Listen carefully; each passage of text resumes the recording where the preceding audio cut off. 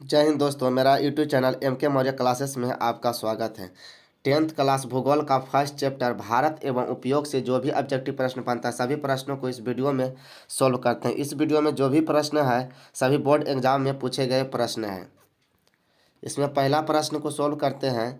इसमें पहला प्रश्न है, सौर ऊर्जा निम्नलिखित में कौन सा संसाधन है? तो बताइए सौर ऊर्जा है जो कैसी संसाधन है? ऑप्शन ए में है मानवकृत, और बी में है पुनः पूर्ति योग्य, और सी में है अजैव, और डी में है अचक्रीय संसाधन।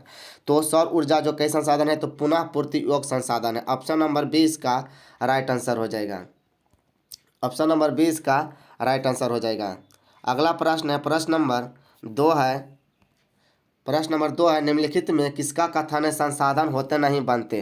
तो बताइए जो किनका कहना था कि संसाधन होते नहीं है संसाधन बनते हैं। तो ऑप्शन ए में है जिम्बरमैन, और बी में माल्थस, और सी में डार्विन, और डी में है इरेटोस्थनीज। तो इसका राइट आंसर हो जाएगा ऑप्शन ए जिम्बरमैन हो जाएगा।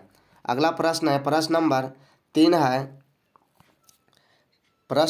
है कोयला किस प्रकार का संसाधन है? तो बताइए कोयला जो है किस प्रकार का संसाधन है? अनवीकरणीय संसाधन है, नवीकरणीय संसाधन है, जैव संसाधन या जैव संसाधन है? तो कोयला जो कैसे संसाधन है तो अनवीकरणीय संसाधन है। ऑप्शन नंबर ए इसका राइट आंसर हो जाएगा। अनवीकरणीय संसाधन किसे कहते हैं? तो ऐसा संसाधन जिसे उपयोग करने के बाद पुनः जल्दी उत्पन्न नहीं होता है तो उसे अनवीकरणीय संसाधन कहते हैं। और नवीकरणीय संसाधन किसे कहते हैं? तो वह संसाधन जिसे उपयोग करने के बाद पुनः उत्पन्न हो जाता है तो उसे नवीकरणीय संसाधन कहते हैं। जैसे सूर्य, ये सब जो है क्या है तो नवीकरणीय संसाधन है। अगला प्रश्न है, प्रश्न नंबर 4 है निम्नलिखित प्राकृतिक संपदाओं में किसका भंडार सीमित है? तो ऑप्शन ए में है कोयला, और बी में हवा, और सी में मिट्टी, और डी में सौर ऊर्जा। तो ऑप्शन ए इसका राइट आंसर हो जाएगा कोयला। कोयला का जो भंडार है सीमित नहीं है, लेकिन हवा और मिट्टी और सौर ऊर्जा का जो क्या है इसका सीमित है। अगला प्रश्न है, प्रश्न नंबर 5 है समुद्री क्षेत्र में राजनीतिक सीमा की कितनी किमी क्षेत्र तक राष्ट्रीय संपदा निहित है? तो ऑप्शन ए में है 10.2 किमी, और बी में है 15.5 किमी, और सी में है 12.2 किमी, और डी में है 19.2 किमी। तो इसका क्या हो जाएगा जो राजनीतिक सीमा के अंतर्गत जो निहित है कितना है तो 12.2 किमी। ऑप्शन नंबर सी इसका राइट आंसर हो जाएगा। अगला प्रश्न है, प्रश्न नंबर 6 है तट रेखा से कितने किमी क्षेत्र तक सीमा अपमर्जक आर्थिक क्षेत्र के अंतर्गत आता है? तो ऑप्शन ए में है कितना हो जाएगा इसका एन एम के यहाँ पर क्या हो जाएगा, यहाँ पर किलोमीटर होगा, क्या होगा किलोमीटर होगा। तो ऑप्शन ए में है 100 किलोमीटर, और बी में है 200 किलोमीटर, और सी में है 150 किलोमीटर, और डी में है 250 किलोमीटर। तो तट रेखा से जो सीमा का जो अपमर्जक आर्थिक क्षेत्र है कितना है तो 200 किलोमीटर है। ऑप्शन नंबर बी इसका राइट आंसर हो जाएगा। अगला प्रश्न है, प्रश्न नंबर 7 है पंजाब किस प्रकार के संसाधन के मामले में गरीब है? तो ऑप्शन ए में है खनिज, और बी में कृषि, और सी में है जल, और डी में क्या है मानव। तो पंजाब जो है तो पंजाब में क्या है तो अब खनिज के संसाधन के मामले में गरीब है। तो ऑप्शन नंबर ए इसका राइट आंसर हो जाएगा। अगला प्रश्न है, प्रश्न नंबर 8 है मछलियों के अस्तित्व में को खतरे में कौन डाल सकता है? तो बताइए जो मछलियों के अस्तित्व में खतरा डाल सकता है कौन डाल सकता है? ऑप्शन ए में है वर्षा जल, और बी में है सागर का जल, और सी में है बांध, और डी में है क्या है दूषित जल।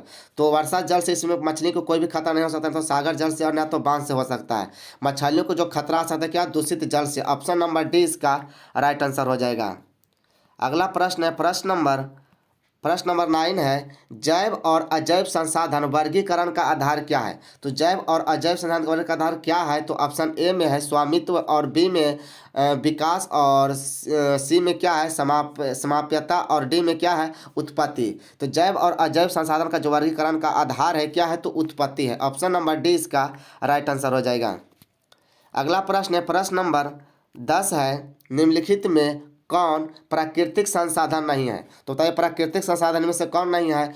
ऑप्शन ए में वन, और बी में है नगर, और सी में है नदियाँ, और डी में क्या है तो सौर ऊर्जा। तो वन कैसी है तो वन एक क्या है प्राकृतिक संसाधन है, और क्या नदियाँ भी कैसी संसाधन प्राकृतिक संसाधन है, और सौर भी ऊर्जा क्या है तो प्राकृतिक संसाधन। लेकिन नगर क्या है तो कृत्रिम संसाधन है। तो ऑप्शन नंबर बी इसका राइट आंसर हो जाएगा। अगला प्रश्न है, प्रश्न नंबर 11 है प्रथम पृथ्वी सम्मेलन किस देश में आयोजित किया गया था? तो बताइए जो प्रथम जो पृथ्वी सम्मेलन जो हुआ था किस देश में आयोजित किया गया था? ऑप्शन ए में अमेरिका, और बी में भारत, और सी में जापान, और डी में क्या है? ब्राज़ील। तो प्रथम पृथ्वी सम्मेलन जो किया गया था, आयोजित किया गया था, कहाँ किया गया था? तो ब्राज़ील में किया गया था। ऑप्शन नंबर डी इसका राइट आंसर हो जाएगा। अगला प्रश्न है प्रश्न नंबर 12 है, बांधों में जल किस संसाधन वर्ग का उदाहरण? तो ऑप्शन ए में है भंडार, और बी में है संचित, और सी में क्या है? संभावी, और डी में क्या है? विकासित। तो बांधों में जल का जो संग्रह होता है तो उसे क्या कहते हैं? तो संचित कहते हैं। ऑप्शन नंबर 20 का राइट आंसर हो जाएगा। अगला प्रश्न है प्रश्न नंबर 13 है, स्वामित्व के आधार पर संसाधन के कितने प्रकार हैं? तो स्वामित्व के जो आधार पर साधन के कितने वर्गों में बांटा गया है? तो ऑप्शन ए में है 1, और बी में है 2, और सी में है 4, और डी में 5। तो स्वामित्व के आधार पर संसाधन को 4 वर्गों में बांटा गया है। तो ऑप्शन नंबर सी इसका राइट आंसर हो जाएगा। अगला प्रश्न है प्रश्न नंबर 14 है, संसाधन नियोजन के कितने स्तर हैं? तो संसाधन नियोजन के कितने स्तर हैं? तो ऑप्शन ए में 1, और बी में है 2, और सी में है 3, और डी में 4। तो संसाधन नियोजन के जो स्तर है तो कितने हैं? तो 3 है। ऑप्शन नंबर सी इसका राइट आंसर हो जाएगा। अगला प्रश्न नंबर 15 है, तृतीय पृथ्वी सम्मेलन कहाँ हुआ था? तो बताइए जो तृतीय जो पृथ्वी सम्मेलन हुआ था किस शहर में हुआ था? तो ऑप्शन ए में है क्योटो, और बी में क्या है? न्यूयॉर्क, और सी में है ब्राजील, और डी में है जोहान्सबर्ग। तो जो तृतीय पृथ्वी सम्मेलन हुआ था तो कहाँ हुआ था? तो जोहान्सबर्ग में हुआ था। ऑप्शन नंबर डी इसका राइट आंसर हो जाएगा। अगला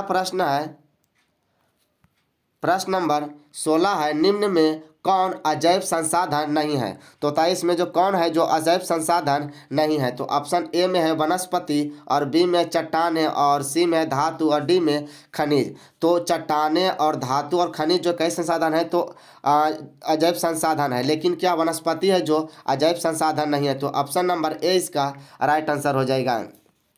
अगला प्रश्न नंबर 17 है, संसार का सबसे कीमती संसाधन कौन सा है? तो बताइए जो सबसे कीमती संसाधन है कौन सा है? ऑप्शन ए में है पशु, बी में है खनिज, और सी में है वन, और डी में इनमें से कोई नहीं। तो जो सबसे कीमती संसाधन होती है कौन सी संसाधन होती है? तो खनिज होती है। ऑप्शन नंबर 20 का राइट आंसर हो जाएगा। अगला प्रश्न है प्रश्न नंबर 18 है, निम्नलिखित में से कौन सा निजी संसाधन में शामिल नहीं है? तो बताइए कौन सी संसाधन है जो निजी संसाधन नहीं है? तो ऑप्शन ए में है मकान, और बी में है कार, और सी में है मंदिर, और डी में क्या है? साइकिल। तो मकान जो है कैसा निजी संसाधन है, और जो निजी व्यक्तियों के हाथ में होता है उसे निजी संसाधन कहते हैं। तो मकान कैसे संसाधन? निजी संसाधन है। मंदिर भी कैसे कार कैसे संसाधन? निजी संसाधन है। साइकिल कैसे संसाधन? निजी संसाधन। लेकिन मंदिर जो है कैसे संसाधन है? तो सामुदायिक संसाधन है। कैसे संसाधन है? सामुदायिक संसाधन है। तो ऑप्शन नंबर सी इसका राइट आंसर हो जाएगा। अगला प्रश्न है प्रश्न नंबर 19 है, दी पॉपुलेशन बम नामक पुस्तक किस वर्ष प्रकाशित हुआ था? तो ऑप्शन ए में 1958, और बी में 1978, और सी में 1987, और डी में 1968। तो दी पॉपुलेशन बम नामक जो पुस्तक का जो प्रकाशन हुआ था किस वर्ष हुआ था? तो 1968 में हुआ था। ऑप्शन नंबर डी इसका राइट आंसर हो जाएगा। अगला प्रश्न है प्रश्न नंबर 20 है, प्रश्न नंबर 20 है, 1992 के पृथ्वी सम्मेलन में लगभग कितने देशों के राष्ट्र अध्यक्ष शामिल हुए थे? तो ऑप्शन ए में है 75, और बी में है 90, और सी में 170, और डी में 57। तो 1992 पृथ्वी सम्मेलन में जो शामिल हुए थे कितने हुए थे? तो 170। ऑप्शन नंबर सी इसका राइट आंसर हो जाएगा। अगला प्रश्न है प्रश्न नंबर 21 है, प्रश्न नंबर 21 है, निम्नलिखित में से कौन नवीकरणीय संसाधन है? तो बताइए निम्नलिखित में कौन सा जो है नवीकरणीय संसाधन है? ऑप्शन ए में है कोयला, और बी में क्या है? खनिज तेल, और सी में क्या है? पवन ऊर्जा, और डी में क्या है? प्राकृतिक गैस। तो नवीकरणीय संसाधन निम्नलिखित में कौन सा है? तो प्राकृतिक गैस कैसे संसाधन है? तो नवीकरणीय संसाधन है। तो ऑप्शन नंबर डी इसका राइट आंसर हो जाएगा। अगला प्रश्न है प्रश्न नंबर 22 है, लौह अयस्क किस संसाधन वर्ग में शामिल है? तो लौह अयस्क जो है कैसे संसाधन है? ऑप्शन ए में है नवीकरणीय संसाधन, और बी में है अजैव संसाधन, और सी में है अनवीकरणीय संसाधन, और डी में है क्या इनमें से कोई नहीं? तो लौह अयस्क जो है कैसे संसाधन है? तो अनवीकरणीय संसाधन है। ऑप्शन नंबर सी इसका राइट आंसर हो जाएगा। अगला प्रश्न है प्रश्न नंबर 23 है। प्रश्न नंबर 23 है, चिपको आंदोलन के प्रणेता कौन है? तो बताइए, ऑप्शन ए में है मेघा पाटेकर, और बी में है महात्मा गांधी, और सी में है सुंदरलाल बहुगुणा, और डी में संदीप पांडे है। तो चिपको आंदोलन के जो प्रणेता थे कौन थे? तो Sundarlal Bahuguna. Option number C इसका राइट आंसर हो जाएगा। अगला प्रश्न है प्रश्न नंबर 24 है, किस प्राकृतिक संसाधन का भंडार सीमित है? तो निम्नलिखित में कौन सी संसाधन है जिसका भंडार जो सीमित है? तो ऑप्शन ए में है खनिज तेल, और बी में है सौर ऊर्जा, सी में है पवन ऊर्जा, और डी में क्या है जल ऊर्जा। तो इसमें क्या है? तो भंडार जो सीमित है किसका है? तो इसमें क्या हो जाएगा इसका? इसमें क्या लगेगा? इसमें नहीं है, होगा क्या होगा? इसमें प्रश्न में छूट गया है कि किस प्राकृतिक संसाधन का भंडार जो सीमित नहीं है। तो खनिज तेल का जो भंडार जो है क्या है सीमित है, और सौर ऊर्जा का क्या भंडार भी क्या है सीमित है, और सौर ऊर्जा का जो भंडार जो सीमित नहीं है। इसका जो एक मिनट रुक जाइए, देख लेते हैं कुछ इसमें क्या है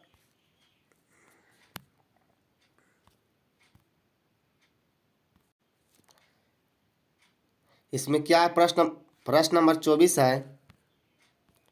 प्रश्न नंबर 24 है, किस प्राकृतिक संसाधन का भंडार सीमित नहीं है? इसमें क्या होगा कि ऑप्शन में होगा कि किस संसाधन का जो है भंडार सीमित नहीं है। तो खनिज तेल का जो भंडार है क्या है सीमित है, और पवन ऊर्जा का जो भंडार क्या है सीमित है, और जलीय ऊर्जा का भंडार क्या है सीमित है, लेकिन सौर ऊर्जा का जो भंडार है सीमित नहीं है। तो ऑप्शन नंबर 20 का राइट आंसर हो जाएगा। अगला प्रश्न है प्रश्न नंबर 25 है, राजस्थान में किस संसाधन की कमी है? तो ऑप्शन ए में है सौर ऊर्जा, और बी में है पवन ऊर्जा, और सी में है जल संसाधन, और डी में है सभी गलत है। तो राजस्थान में जो मतलब कौन से संसाधन की जो कमी है? तो वहाँ क्या है जल की संसाधन कमी है। तो ऑप्शन नंबर सी इसका राइट आंसर हो जाएगा। अगला प्रश्न है प्रश्न नंबर 26 है। प्रश्न नंबर 26 है, निम्नलिखित में कौन सामुदायिक संसाधन नहीं है? तो ऑप्शन ए में है चारागाह, और बी में है विद्यालय भवन, और सी में है कृषि भूमि, और डी में है शमशान। तो निम्नलिखित में कौन सामुदायिक संसाधन नहीं है? तो चारागाह कैसे सामुदायिक संसाधन है, और विद्यालय भवन कैसे सामुदायिक संसाधन है, और शमशान भी सामुदायिक संसाधन है, लेकिन कृषि योग्य जो भूमि है सामुदायिक संसाधन नहीं है। तो ऑप्शन नंबर सी इसका राइट आंसर हो जाएगा। अगला प्रश्न है प्रश्न नंबर 27 है। प्रश्न नंबर 27 है, निम्नलिखित में से कौन एक मानवकृत संसाधन नहीं है? तो ऑप्शन ए में है भवन, और बी में है रेल लाइन, और सी में पेड़ पौधा, डी में स्कूल। तो मानवकृत संसाधन में से कौन नहीं है? तो जो ये पेड़ पौधे हैं जो कैसे प्राकृतिक संसाधन है। तो ऑप्शन नंबर सी इसका राइट आंसर हो जाएगा। अगला प्रश्न है प्रश्न नंबर 28 है। प्रश्न नंबर 28 है, हमारा साझा भविष्य क्या है? तो बताइए हमारा साझा भविष्य क्या है? तो ऑप्शन ए में है टोक्यो, और बी में है अजैब, और सी में है एक पुस्तक, और डी में सभी गलत। तो हमारा जो साझा भविष्य क्या है? तो एक पुस्तक है। ऑप्शन नंबर सी इसका राइट आंसर हो जाएगा। अगला प्रश्न है प्रश्न नंबर 29 है, ज्वारीय ऊर्जा किस प्रकार के संसाधन है? तो बताइए ज्वारीय ऊर्जा है जो किस प्रकार के संसाधन है? तो ऑप्शन ए में नवीकरणीय, और बी में मानवकृत, और सी में जैव, और डी में है इनमें से कोई नहीं। तो ज्वारीय ऊर्जा है जो नवीकरणीय संसाधन है। तो ऑप्शन नंबर ए इसका राइट आंसर हो जाएगा। अगला प्रश्न है प्रश्न नंबर 30 है, और लास्ट प्रश्न है। प्रश्न नंबर 30 है, 1922 में पृथ्वी सम्मेलन किस शहर में हुआ था? तो बताइए जो पृथ्वी सम्मेलन जो 1922 में हुआ था किस शहर में हुआ था? ऑप्शन ए में है रियो डी जेनरो, और बी में न्यूयॉर्क, और सी में है दिल्ली, और डी में है क्या मानव कृत है। तो 1922 में जो पृथ्वी सम्मेलन हुआ था किस शहर में हुआ था? रियो डी जेनरो शहर में हुआ था। तो ऑप्शन नंबर ए इसका राइट आंसर हो जाएगा। अच्छा लगा हो तो वीडियो को लाइक सब्सक्राइब और शेयर करें। जय हिंद।